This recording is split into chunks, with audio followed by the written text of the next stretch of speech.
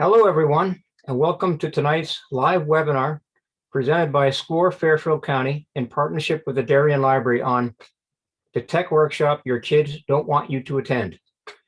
This is the first webinar in a 5-part technology tune-up series to help bring you up to speed on the tools you need to succeed both in and outside your office. I'm Mike Clem, a business mentor at SCORE Fairfield County, and I'm one of your co-hosts. Susie Scarrett, the film librarian and wears several other hats at the Darien Library, is also co-hosting tonight's webinar. Our presenter tonight is Budley Freund. More on Budley in just a minute. But first, let me provide you some brief information about SCORE. SCORE is a nationwide organization including over 11,000 volunteers with more than 300 offices around the country, providing free advice to small business owners. SCORE Fairfield County is comprised of more than 110 volunteers with a wide range of industry, process, and subject matter expertise. We offer the 3 services to small business owners shown here on the screen, all of which are free. Please go to our website at fairfieldcounty.score.org to learn more and to sign up for free one-on-one business counseling. And now let me provide you with some useful information about tonight's webinar. If you have a question during the presentation, please use the chat window at any time. It's located in the lower part of your screen. Susie and I will be monitoring your questions, and we have set aside time for Q&A at the end of the presentation. Our webinar will end sharply at 7 p.m. to respect your time. The session is being recorded, and the link to the recording will be available at fairfieldcounty.score.org and also at darienlibrary.org within the next couple of days. Now, my pleasure to introduce our speaker for tonight's webinar. Bud Freund has been self-employed for 40 years. After graduating from Ithaca College, his national and international assignments were from corporate magazine and public relations clients. He has been providing IT solutions to homes and small businesses for over 20 years. He currently teaches technology life skills at King and manages the Bicultural Hebrew Academy Network. As a certified SCORE mentor, he regularly presents technology webinars and workshops throughout Fairfield County. We'll now turn it over to Budley. It's all yours, Budley. Thank you, Mike, and hello, everyone. Thank you for joining us. And I want to start this discussion before my hair turned gray, and that was probably when dinosaurs were roaming the earth, and when there were only 2 circles in this diagram. And on a Thursday night, my parents would make explicitly clear to me that if I didn't remember to say please and thank you during my sleepover on Friday night, my next overnight out-of-house experience would happen when I went off to college. Today, we, and I include myself in that, we are trying to figure this stuff out for ourselves while simultaneously trying to advise, control, regulate, manage, direct, pick your verb, that same technology for our kids. Because as we have learned over this past year, our lives are online. And these are the things that we are living with on a day-to-day basis. Now, I have been teaching children of all ages for a while now, and as you can see, there are a number of common denominators regardless of the age group.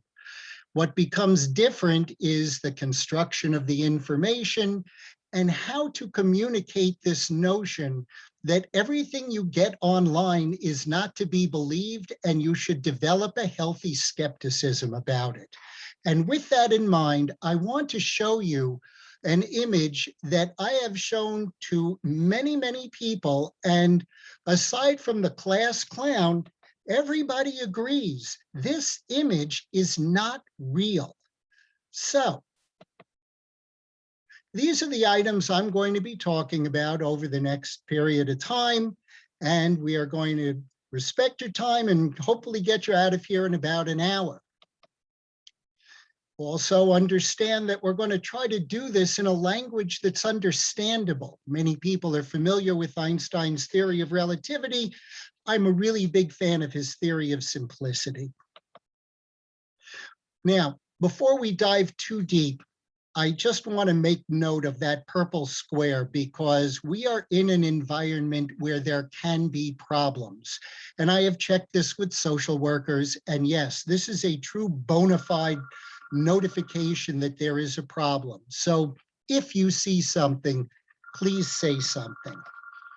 One other quick disclaimer, because what goes on in your house is your own business, but it's important to ask questions, compare notes with other people you know. This is a place where we're trying to have some dialogue as well as what I know about it. Other parents have come up with a couple of tricks along the way too. Now, I want to start with this notion that my house is not a democracy, because anything you see in color, I pay for. So in our house, we have this golden rule, which many people believe is do unto others, yada, yada, yada. In our house, the golden rule is really simple. I've got the gold, so I make the rules.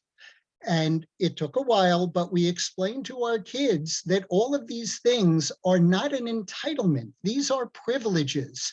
And as parents and the people who pay for them, it is important to impress that upon the other people in your house. So I want to dive in quickly to a few things that may be able to help you to manage things in your house and potentially modify behavior if it needs to be. First and foremost, please have administrator access on any of the devices that you are letting your children use. And if your pocketbook can afford it, I strongly recommend that you have dedicated computers to each of your children, because when you start to mix and match, it becomes an administrative nightmare. Next item, whether you call it two-step authentication, two-factor authentication, multi-step authentication, wherever you can have that second login, please do it, especially on your banking and financial items. Google will allow you to have two-step authentication to get into Gmail. I believe Facebook will allow you to do it as well. It is a protection so that other people cannot get in there. Also, I will say this religiously, update your software. It is there's 80,000 doors into and out of a computer, and all that's happening with updates is that the holes are getting plugged. Now, you've got two major boxes in your house. One of them is the modem, which is what gets you to the outside world. And the other is the router, which is the box that directs the news to me, my classes to one of my daughters, whatever game my other daughter might be doing, whatever my wife is looking at for business. That's what the router does. It routes information to the various devices on your network.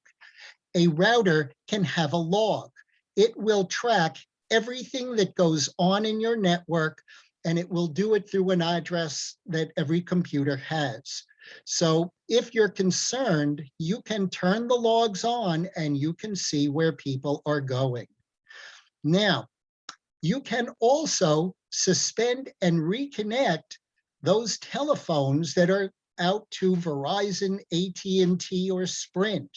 I'm on Verizon. I can tell you that if you go into the Verizon app, manage device, go to protection, you will find a way to suspend and reconnect a phone.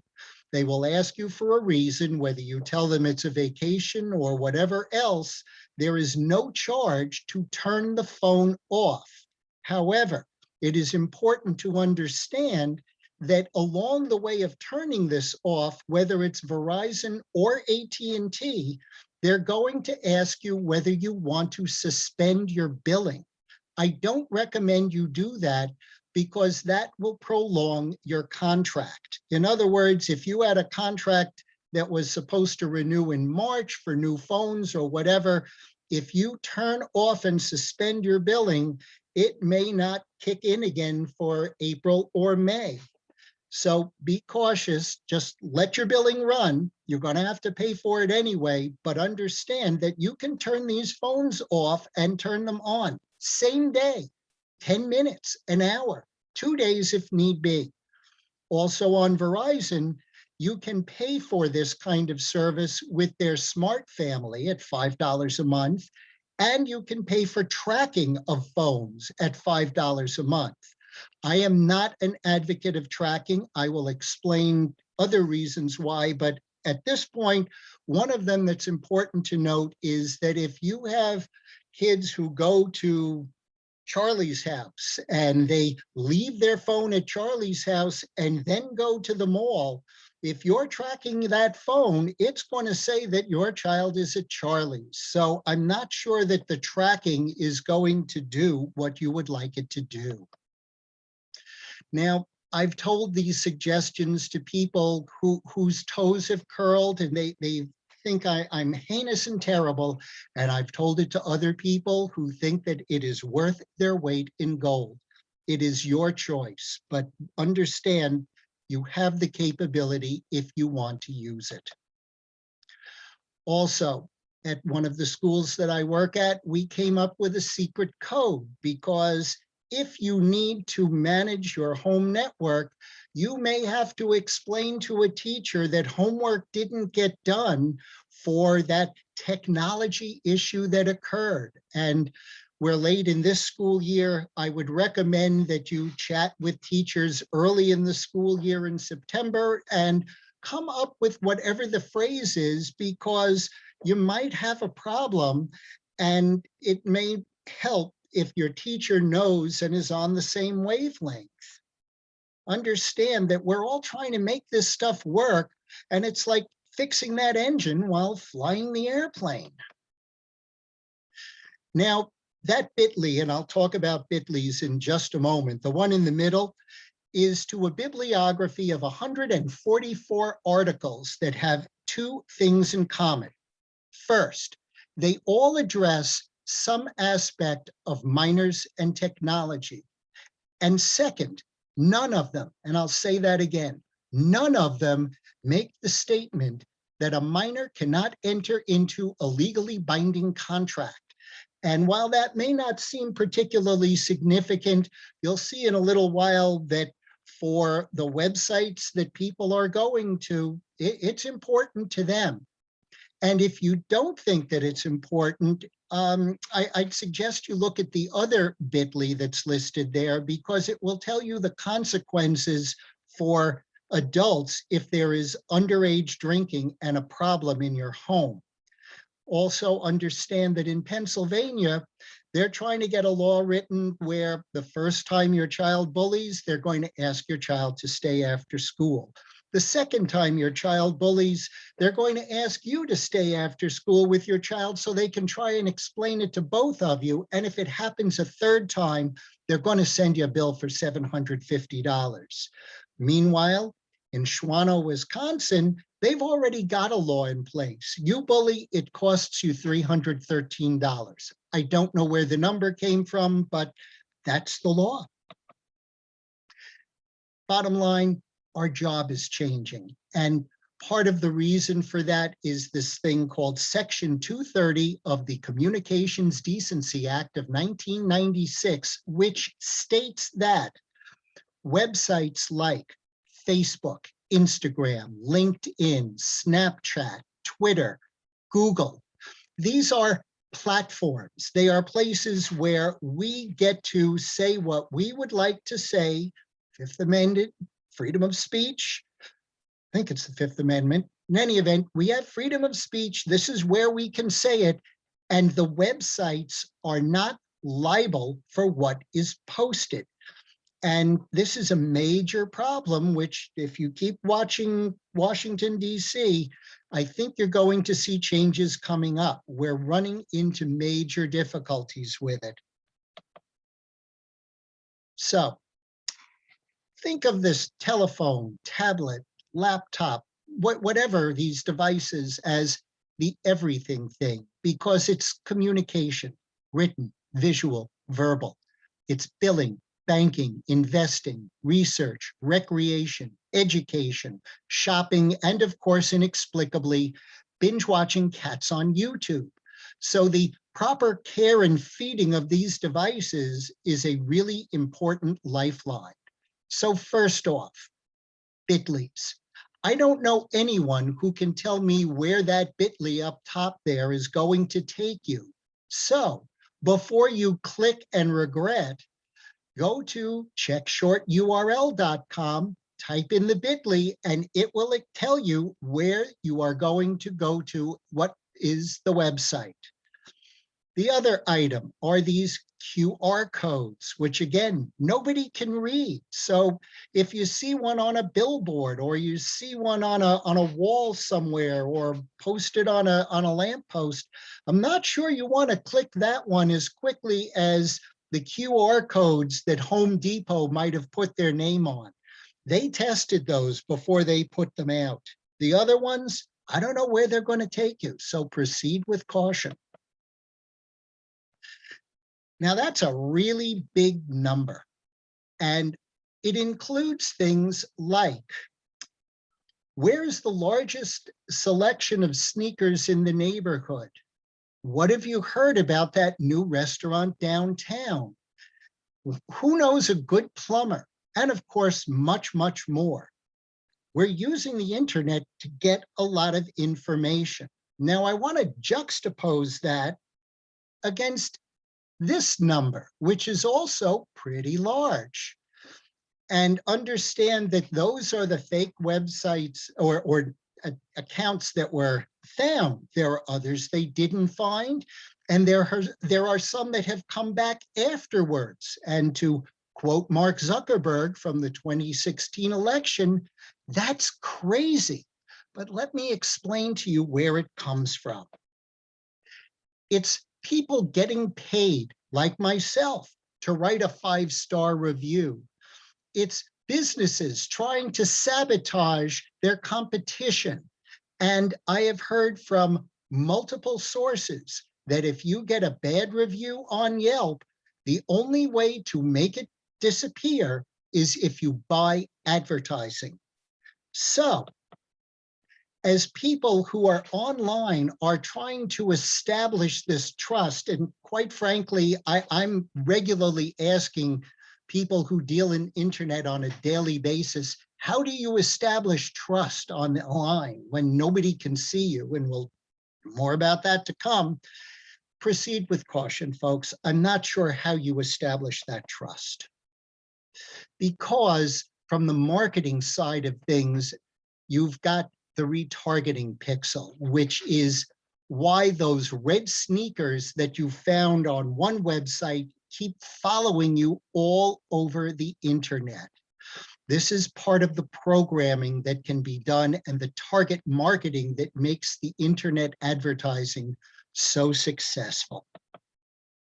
So first off, that bit.ly is to an article by a fellow named Jeffrey Fowler. Put simply, if he writes it, I read it. He's that good. It's an article in the Washington Post.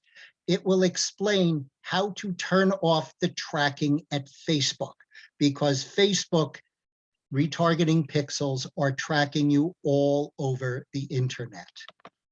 The next place you want to shut things off is at myactivity.google.com. And Google is going to call it paused. Click the pause button. It will stop following you. It will stop personalizing ads. It will stop tracking what you are doing on YouTube. And that computer that's really sad, don't worry about that sad computer. There's billions of other computers that Google can track. And that bit.ly will take you to a small app that will change Google back to the quote unquote, the old days when there were 10 blue links at the top of Google and then you saw advertising rather than advertising at first. It's a relief. It helps you to get the information you're looking for. Nice addition. Facebook and Chrome, by the way, Firefox and Chrome, by the way.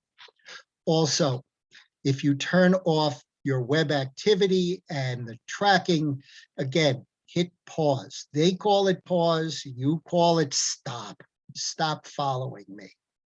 Next place to go, aboutads.info is a website where if you go to the control tab, and then you go to the Web Choices tool, you will be able to turn off the pop-up ads from 134 legitimate internet advertisers. You can't make them all go away, but the legit ones are in a consortium. That Ad Choices, the triangle with the letter I in it, that's from bona fide people who are trying to do just basic business. Now, understand as well, Apple has an app that you can join into that will be able to monitor your child's phone or tablet or mobile device or laptop. And Disney has Circle, which is a Disney product where they can also do the same thing. But please understand that once upon a time, the COPA Act, the Online Privacy and Protection Act, Apple got fined $32 million because they were poking at kids, and Disney got fined $3 million because they were doing the same thing. I'm not sure if they've had a revelation or if this is just a newer way of finding revenue. Proceed cautiously, folks. Quick word on passwords. Can't do anything about computers without talking about the safety. Put them everywhere, put them on everything. Otherwise, you are basically what's known as low-hanging fruit, and people will try to get into your computer. If you have a machine and you have multiple users on the machine, it is especially important to have passwords on each of the accounts. Your account, your son, your daughter, your husband. If there are multiple people on a single machine, multiple passwords. And as I said before, with the two-factor, multi-factor, two-step authentication, put it wherever you've got the ability. It will slow things down. You will not get to whatever you want to get to as fast as you were going before, but you'll be safer, and you are more than welcome to blame me for the problem. Also, a little more on the creation of passwords. I am a very big believer in this process called the Leat Language, where you transpose symbols and numbers for letters. You can get crazy, and my cap H in anti-disestablishmentarianism, I always forget that cap H, but you can use any set. And for bulletproof, truly bulletproof passwords, I have read, as you'll see in yellow, a person, a place, and a thing. And if you transpose that into the Leat language, you've got yourself a really good password. Just remember, this is not the place to put it. Keep it somewhere that nobody's going to see it, and try not to share it. This is where people run into trouble. So, a word on backup. I am a big believer in 3-2-1-1 backup. Put your data in 3 different places, 2 different media, one of them off-site, one of them offline. It works like this: 3 places, the computer, an external drive or CD, and an online service like a Mozy or a Carbonite. 2 different media, that CD, the external thumb drive, an external hard drive, again, the Mozy or Carbonite, one of them offline, Mozy, Carbonite, or the Tiffany of online services, Datto. And the one offline, which is where most people do not do the work. If you are on the Windows side of life, built into Windows 10 is an app called File History, which will back up your data, the documents, photos, videos, music. If you're buying your software, you can get that brought back onto a computer with a problem.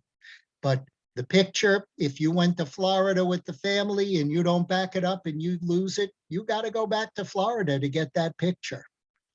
On the Macintosh side is an app called Time Machine, where most people are not doing The full backup work is that they keep these devices that they back up to, the external drives, attached. When you're done backing up, whether it's to file history or to time machine, detach it from the computer. Now it's standalone. If something happens to your computer, that drive sitting on your shelf is untouched and pristine. Also, it's really important to understand that if you are using the free Dropbox or OneDrive or Google Drive, these are not backups. These are online access, so you can get to what you want from any multiple places, but they're not a bona fide backup. A word on antivirus. Most important to understand is that antivirus is a reactive service. As I said, there are 80,000 doors into and out of a computer. So if they closed all of them, you wouldn't get any work done. So what happens? Somebody creates a cootie. The antivirus makers create a cootie killer. Somebody creates the better cootie. Antivirus makes the better cootie killer. Somebody makes the incredible cootie, and the antivirus people make the incredible cootie killer. So they are constantly reacting to whatever problems they are finding. So proceed cautiously. Hover over hot links before you click on them. If you just hover without clicking, you will see the URL that link will take you to. And that may save you a whole lot of problem. I think I've mentioned this before, more and more important every day. Now, a lot of people's hair got set on fire with Zoom, and that bit.ly up top there is in the Zoom blogs written, if my memory is correct, about a year before the pandemic. So Zoom was recommending a whole series of things to make sure that you would be safe. However, it's important to remember, Zoom didn't have any test like an automobile or training or certification. You basically did learning by doing. So in some cases, you had a problem. Now we're a year in, there are fewer problems. However, a few things just to keep in mind. Please use your first name and last letter. Rename yourself because names are traceable online. Use a unique URL rather than the assigned webinar ID that you get, which is, mine is whatever, XYZ123. Use a different one for every event. That way people can't track back to it. And if you go into the settings, turn off the annotate button and people cannot scribble on your screen. So let's get into unsocial media, where we are perpetually being poked with persuasive design and notifications telling you that a lot has happened on Facebook since you last logged in. And I will go on record as saying, I really don't care. Because we are finding with more and more research, this stuff is addictive. It's like a little shot of dopamine that keeps us up and going. So, first items I want to address on the screen are the real Instagram, the Rinsta, and the fake Instagram, the Finsta. And I can't tell you which one is which, but I can tell you what is going on. Johnny, are you on Instagram? Oh, yes, Mom, I'm on Instagram. Here's the account that I use.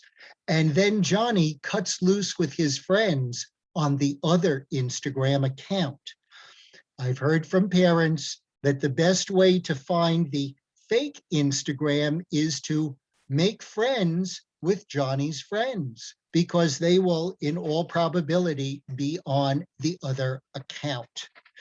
Now, circadian rhythm is just a fancy way of saying your body clock. You get up every day at 7 a.m. At 7:30, you have breakfast. By 7:45, you're in the car and driving to school at 8 o'clock. You have a 10 o'clock snack. You have lunch at 12. You have a snack mid-afternoon. You come home, you do exercise. The more consistency that you can build into this timetable for your kids, the better it is for them. Now, this is a constantly changing list, but I'll put a highlight next to Tor, which is a web browser that gets you onto the dark web, which, in my opinion, I do not think that any child needs the dark web to get their math homework done. So if you see any of these items on your child's phone or tablet, you might want to ask them what they are doing with it, because it doesn't seem like it would be the kinds of things that they might want you, or you might want them to have on their devices that you are probably paying for. Now that ad is 30 years old. Excuse me, the cartoon. That cartoon is 30 years old. And it is as true today as when it was first written, because you do not know whether you are talking or your child is talking to the person online that you do not want them talking to, or if your child is talking to the police officer who is impersonating a child, trying to catch the person online that you do not want your child talking to. And they're both out there.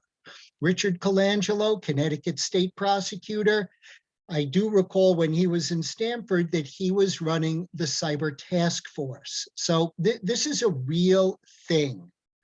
So where are your kids going online? They're not on Facebook, or they may have a group that uses it for general information, but the place that they're going to are the short video platforms, which are now all sitting in their pocket. And that Cuties video that went on to Netflix, award-winning in Europe, got jazzed up before it came over here. So things online can get, unfortunately, a little racy. Now, there's a big red circle around those terms of service at TikTok, because I want you to note, TikTok knows that their users need to get consent from a parent or legal guardian. Very important to TikTok. It's a liability to them. They've covered their base. Here's two more. Snapchat, you must be able to form a binding contract. I mentioned 144 articles, that none of them mention that. Here's another one that's significant. On the basic terms at Instagram, that number 2 is, something that they're very clear about. So I went into the Instagram search and found close to 11 million posts that aren't supposed to be there. And to quote from my favorite movie, Casablanca, I'm shocked to learn that such a thing could be going on. But this is where the action is, folks. So just something to keep in mind. Also, and again, I've talked with the child psychologists about this. Childhood's that time for exploring and finding boundaries and getting into groups. And unfortunately, the internet has some stuff that is incredibly wacky, like the Blue Whale Challenge or the Tide Pod Challenge. Eat a Tide Pod and see if it doesn't open up in your stomach. There's weird stuff going on. Be cautious with your kids, and also understand that there are people in business who are trying really hard to figure out how to get around all of this kidfluencing so that they can get to your kids. Proceed cautiously, folks. Now, in Connecticut, there is an anti-bullying law. That's the bit.ly that you can read it. However, in talking with two people who created that law, I can tell you that it has no enforcement capability and no accountability component, because in a perverse sense, that would be bullying. However, in the law, there is also the opportunity to create a safe school resource network. So I called to say, I think I've done a fair amount of homework on online stuff. How can I get into this listing? To which I was told that I could not, because the state of Connecticut does not provide any endorsements to people outside of the government. So the resource network is basically police and attorneys from inside the local government, and they will generally give you perils and consequences. Connecticut also has a sexting law, and it's very clear. It's about images of people 13 to under 16 years of age. And again, they're very clear in the law. You send 3 images, and both the sender and the recipient are going to be in court. And don't try that Casablanca defense on the judge. I had no idea that their phone could do such a thing, because the judge is going to laugh at you. This is stuff that is now going on. Be cautious. And in the world of law enforcement, it's known as your digital footprint. Stuff stays out there. Once it's out there, it's very hard to bring it back. Whether it's the Internet Research Agency that took the information from Alexander Kogan and Cambridge Analytica and then bought ads on Facebook, or it's a school your kids may be considering, or just trying to protect our country. It's all going on, it's all out there, and it's hard to pull it back once it goes.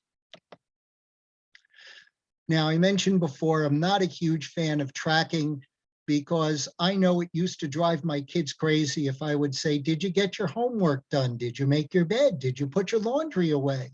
This is all tracking. You can call it something else, but it's tracking. And I didn't do it with them in their home life, and I didn't do it on their computer. What I did do was ask them to put on an index card the usernames and passwords for the places that they went, and then to put it into an envelope with their name on the envelope. They sealed the envelope, and those envelopes are still sitting in a drawer in my kitchen. They knew that if there was a problem, I could open that envelope and I would solve the problem with them. Because, as you see, we have no idea of how dangerous this is out there. It's a dangerous world. And these days, we don't know if that's a parent talking, or when we found out from Edward Snowden that the NSA was listening to our phone calls and our emails. Boy, do I remember the fireworks going on in the papers those days. Also, for empowerment, we created a Google Calendar, Freund Cal. And if my kids wanted to do something, we asked them to put it in the calendar so that everybody knew who was where and what was going on. Also, if you are still in the sleepover environment, I recommend the phone corral, collecting the phones before they go to bed, because if you've got that one person who sleeps with their thumb in their mouth, that's a really tough picture to try and explain to a parent who says, how did this get online while they were at your home? Marnie Sedlowski is head of upper school at King School in Stamford, Connecticut. And one of the most profound statements she ever made, and I quote it whenever I do this, is, unless you are planning to go to college with your child, they are going to have to find their own way through this. Our job is to help them, but this is theirs to find out and figure out. So in younger years, keep electronics out of the bedrooms. As they get older, you may want to consider that too. Keep computers in public areas. And the physically detaching from electronics becomes a really important thing, particularly at dinner. I don't remember either of my parents sitting with a telephone on the dinner table while we were eating. And it's something you may want to consider for your house. Your kids will follow your example. I see a note here. What does that index card envelope do? The purpose of it is for your kids to know that you have the capability of getting onto their computer when you want to.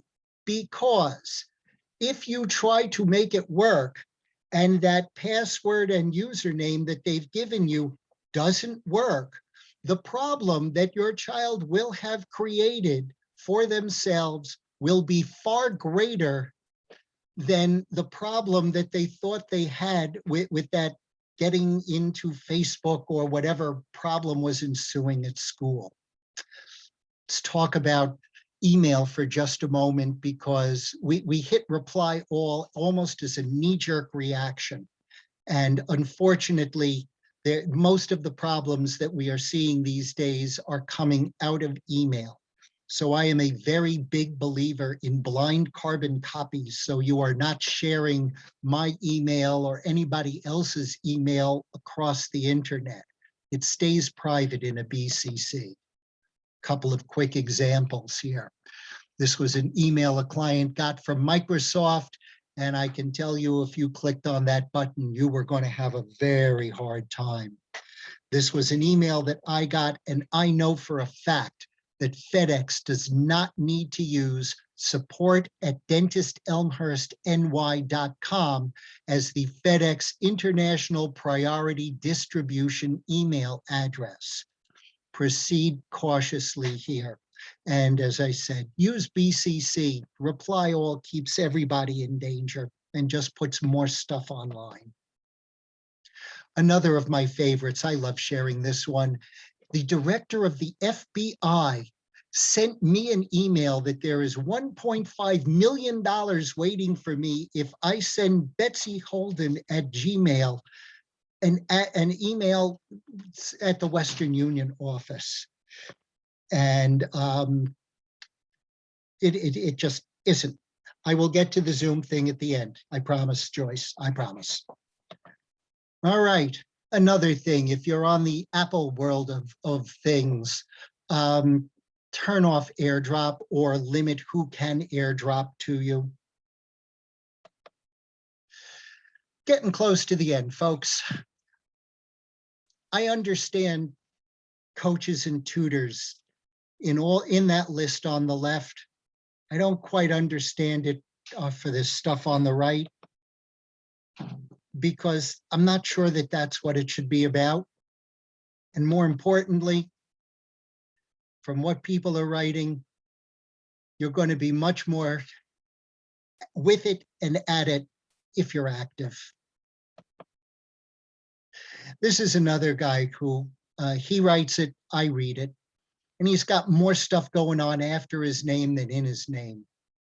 Now, I want you to just take a moment to read through this, because I want to juxtapose that against something that the former CEO of Google said in November of last year, because as you can see, we're not quite sure what's going on here. Another quote to keep in mind, because the world is changing on us and we have to learn some new rules.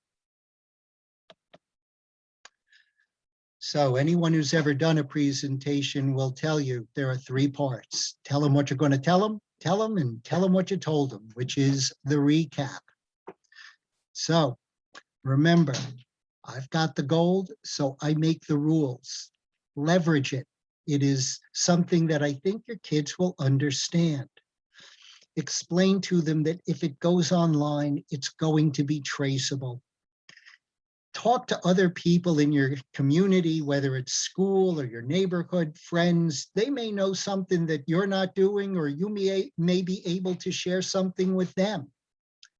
Lashon hara is Hebrew for evil tongue, and it's the gossip and the backbiting and all of the stuff that if you put it online, it's going to be out there forever.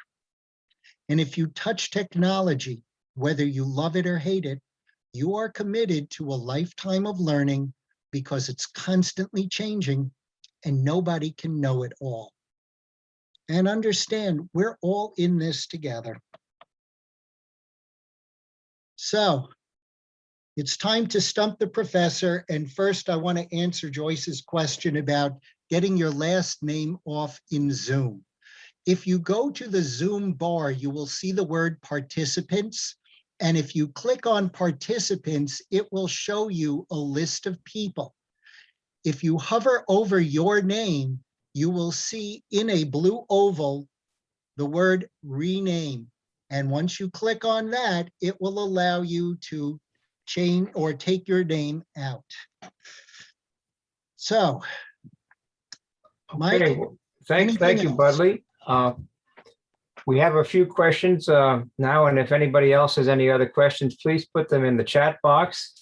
And Susan and I will be monitoring that, and we'll have Budley answer as many as time allows. Budley, one question for you regarding safety and security. In terms of Mac versus Windows, is there still any difference there? It is as easy these days to have a problem on a Mac as it is to have a problem on Windows. On the Mac side of life, the problems occur with something called Java. It's either Java or JavaScript, and I always jumble the two. Unfortunately, a lot of the bells and whistles that you get online are built in Java and JavaScript.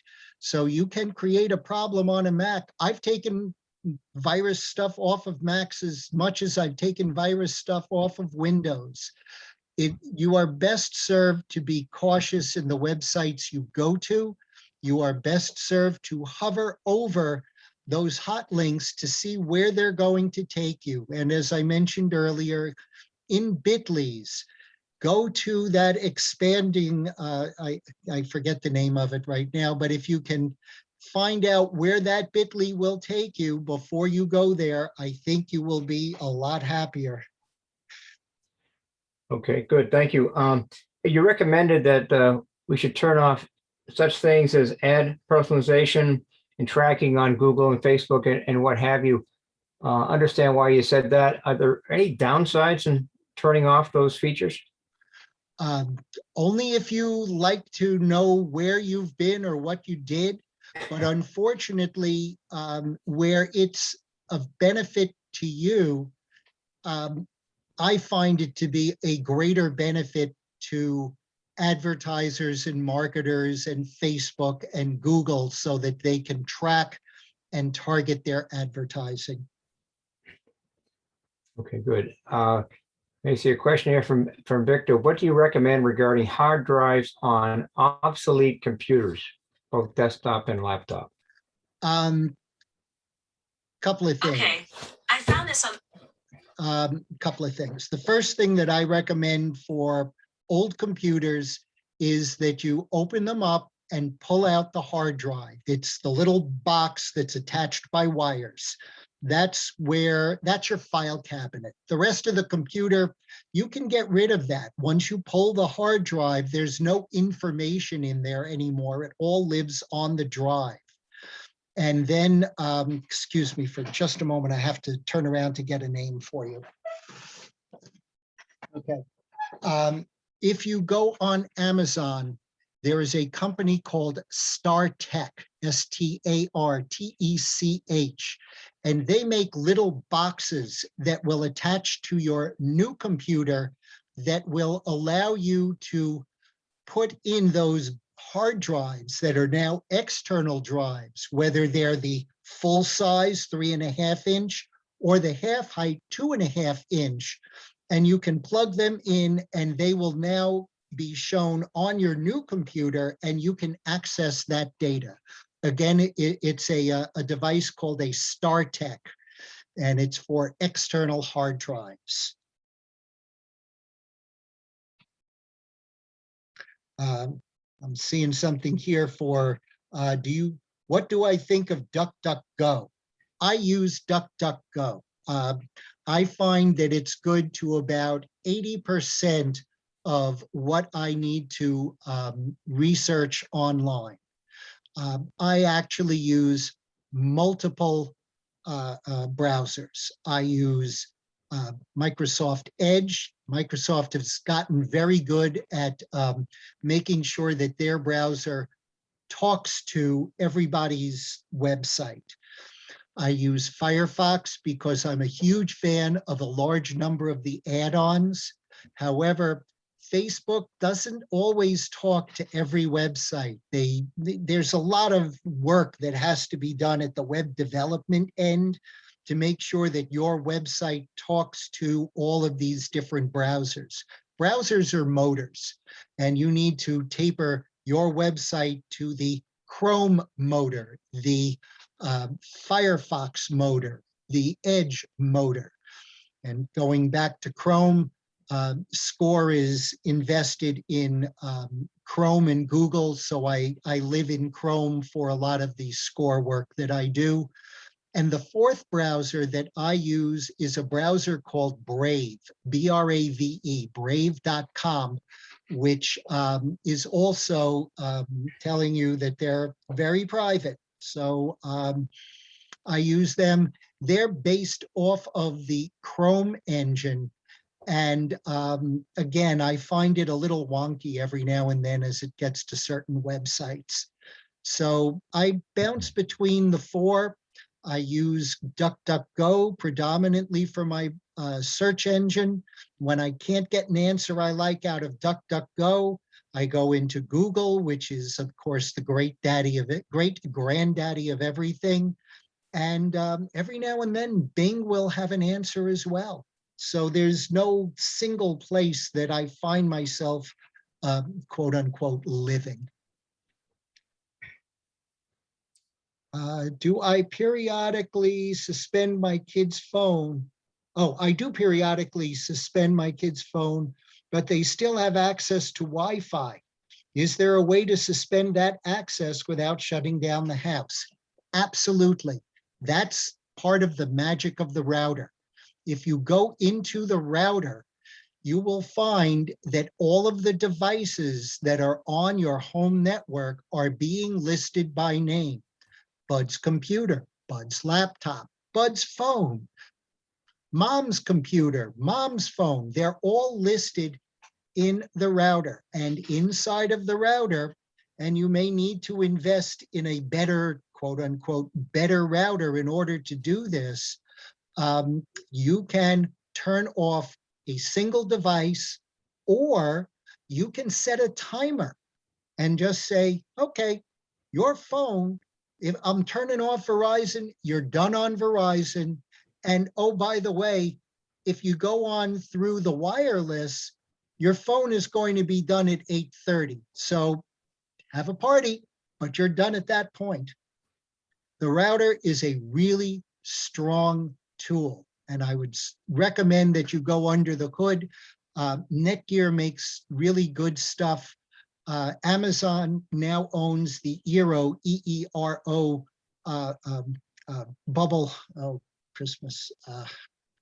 I'm blanking on the official term for it, but the Eeros, and Google's got it. I've always referred to them as the hockey pucks, and I don't know what they officially call the Google routers. Anything else? Anyone else? Budley, early on, you mentioned two-step authentication. Yep. Could you just spend a minute just explain what that is and how it works? Sure. Let's use the example of banking. I'm at the XYZ bank, and I have a username and password to get onto XYZ bank so that I can get my bills paid. And by the way, if you do your bill paying through your bank, it is now their obligation to keep that shoebox full of receipts. And they are going to be under far more stringent control and monitoring because of the federal government and banking laws than you might be for yourself. So I go to XYZ Bank, and you may need somebody at the bank to get you to the right place. They will have someone who can help you. But when you go in, there will be a place in their security settings that will allow you to turn on this thing, two-step authentication. So what happens? I am on my computer. I log into XYZ Bank, Budley, and my evil genius password. And the next thing that comes up on screen at the bank is, where do you want us to send this code? And you will have needed to set up to have the code sent to your cell phone as a text message. So you'll now get a text message on your phone that says, you need to put in the numbers 87253 before we're going to let you through the door. So you've got your username and password, and then you've got a second authentication step. It's kind of like having a storm door before the main door before you get into the house. Will these slides be on the SCORE website? Yes. This webinar will be available in a few days through fairfieldcounty.score.org, and it will be in our library. Okay, very good, Budley. I think that's all the questions that we have. Want to remind people that this is a 5-part series, and part 2 in this series will be next Monday night, April 12th at 6 p.m. Budley will be presenting again, as he will throughout the series. Next week's topic will be Basic SL1. Please register for this webinar at either fairfieldcounty.score.org or at darionlibrary.org.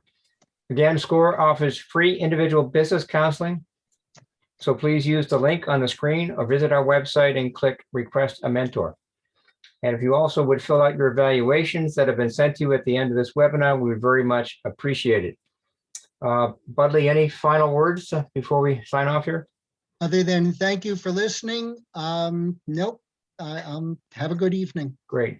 So on behalf of SCORE, I'd like again to thank Susie Scarrett and the Darien Library for partnering with us on this webinar series. And thank you all for attending tonight's webinar. Have a nice evening.